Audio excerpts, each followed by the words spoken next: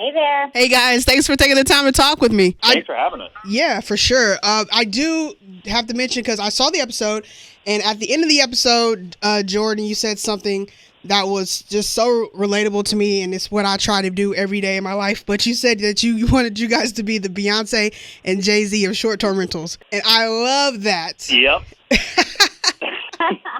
You know what? I feel like if you don't do something you're passionate about with a little bit of confidence, and you don't kind of have some lofty goals, then I don't know why you're doing it. So, that may have come off a little tongue-in-cheek, a little funny, but it's true. We want this to be super successful. We love doing it. So we look up to Beyonce and Jay-Z, so why not, Power couple. Absolutely. That's relationship goals right there. I mean, I strive to be Beyonce every day. I don't have a Jay-Z in my life, but I strive to be the Beyonce of radio. That's just true. I think everybody should aim to be that in whatever field they're in. Totally. Yeah. So I know that you guys, I'm sure, had a lot of opportunities approached after the Bachelorette. So why Cash Pad? What was it about this idea that you guys felt that you really wanted to do together? Yeah, I think right after we got together on the Bachelorette, it's a whirlwind. You have people approaching you left and right, opening up your life up in a different form of reality television. And for us, that wasn't, that's not something we wanted to do.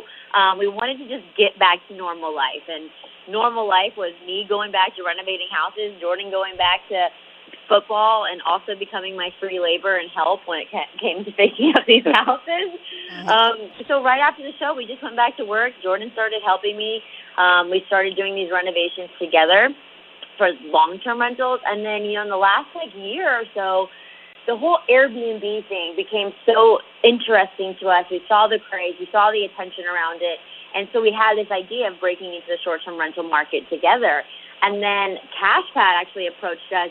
And before CashPad ever approached us, this was something that Jordan and I were starting to do together anyways in the short-term rental market. And then they came around and they had this exact same idea. So we were like, wow, this is actually filming a part of our life that is real, that is true, that is what we're doing without cameras around. So it made sense, and we were like, wow, let's just do it. We love it. Oh, man, yeah. It's so great. It's just pretty cool to see you guys break down every aspect of it, what it is to really flip a house and sell it and market it. And I just love, the way that you guys break it down, because, us younger people, us millennials, we wouldn't know anything about that. And you guys are showing how probably anybody can really take this field and run with it and make profit off of Airbnb, because that's really what's the thing now. It's what's popping. And I love that about the show. Yeah, that's what we love.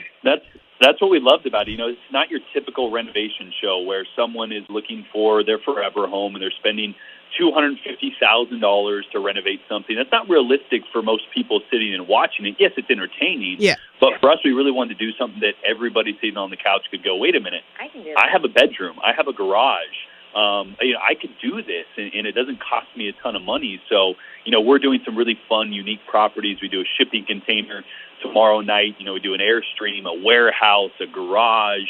But really, anybody can turn a bedroom into something that can make them money. And so that's part of the education along the way. When you watch the show, you kind of learn, wait, these are some little things I can do that don't really cost me a lot of money. They can help me be successful, and I can do it tomorrow if I wanted to. Yeah, it's really cool how you guys just really break it down, because, I'm a 27-year-old, and I probably couldn't make profit off of a Kool-Aid stand. So, let alone that you got... Yes, you could. I swear, I tried when I was 10. It didn't work. My mom was like, you got to shut it down. I was using the 80-cent packages, but, yeah, I couldn't even make profit off of that. So, it's really cool to see it really broken down in a business that's really just popping, and it's blowing up. It really is. But how do you guys decide what cities and what properties that you want to flip and turn? I think for us, our main goal this first season was obviously finding locations that we knew people were attracted to year-round, whether they're destination or tourist destinations. We have Dallas. Dallas is in our backyard. We know Dallas. We know the market. It's home for us. So obviously we wanted to tap into the market here. And then Austin, people love Austin. They go there year round. There's, music festivals. There's the tech scene. There's a lot going on. Yeah, I had that winery out there for the first episode, Stonewall, outside of Austin. Yeah. Yes, and that was another cool thing about Austin that I don't think a lot of people knew, that Stonewall, Fredericksburg, right outside of it, and it's Texas wine country. So that, and then Phoenix, great weather year-round. People are going there all the time. So we look at location first, and then also we look at our homeowners and who we're going to be partnering up with. and the types of properties they have. Usually, if we can find a property that's a little unusual, maybe a little unconventional, we know that'll pique interest. And so we try to find those properties and make them really cool short-term rentals. Yeah, and I really just love, that you guys are like having fun with it, and you can just see the joy and the love that you have towards each other. Do you find yourself like you guys getting closer, shooting this? Because I know you're going into this with your partner, it can get a little frustrating. You guys are arguing, I'm sure, back and forth. Have you guys found it that you've gotten closer and just gained a little bit more love for each other after doing this? Yeah, what's funny is like when we first got together, everyone's like, hey, a surefire way to break up is to start renovating properties together, or if you started a business together. Yeah. We just decided, hey, why not do both? Let's see if we can really put this relationship to the test. So, it's never easy. Obviously, it's stressful. We have 7 days to finish these renovations. Yes, there, but it's tough. We're investing real money, our real money. There's real problems that happen with construction. It's real risk. We might not make our money back, or it's not a guarantee. So yes, there's stresses, but in a weird way, it has made us a lot closer. I think, at the end of a long day of renovation, you're dead tired. You get home. You don't have any energy to fight about anything about your relationship. You're just like, I love you, baby. I'm going to bed. I'll see you tomorrow. Yeah. So maybe that's helped us. Wow, we're really keeping the romance alive, aren't we? No, I mean, it's true. You're just like, all right, babe. I'll see you tomorrow. Good night. I love it. Yeah. Yeah, exactly. It has, though. We have a lot of fun together. Yeah, I just love it. I mean, just the happiness you guys bring on screen. I just love it. I just love that, it's real love. It's pure love, and you can see it. It shows. But I mean, of course, I got to ask about the wedding. You guys have been engaged for like 3 years now, and I know, JoJo, I think you said that y'all plan on having a wedding in like summer, spring of 2020. And there's been That's the goal. The last couple of months have been a little crazy, but we're planning to get out to California. So we're planning on doing the wedding in California. We have a couple venues narrowed down. So we're going to go out there, see which ones we like, hopefully get a date set soon. Awesome. But that's what's crazy is that I'm starting to look for my dress before we even got a venue set, because I know how long that takes. Yeah. I'm out of time. Yeah. Because it is rare just to put like 2 dresses on and like, oh, this is it.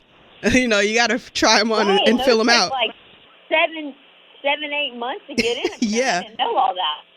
Yeah, and there's been a lot of weddings, in the public eye this year, mostly being the Jonas Brothers wedding, Nick and Priyanka having like 10 weddings. Are y'all taking like any notes or, something that you want to take away from it? Or, I mean, because I know you're probably still discussing if you wanted to be televised or anything like that. I mean, I'm pretty sure it'll be a one and done wedding, not 10, just one. Not 10? You don't want 10? Right now, no. Girl, I probably would want 10, but I don't know how stressful this is going to be, so let me get back to you. We're putting all of our money in rentals. We don't have we can't pay for 10 weddings. Yeah.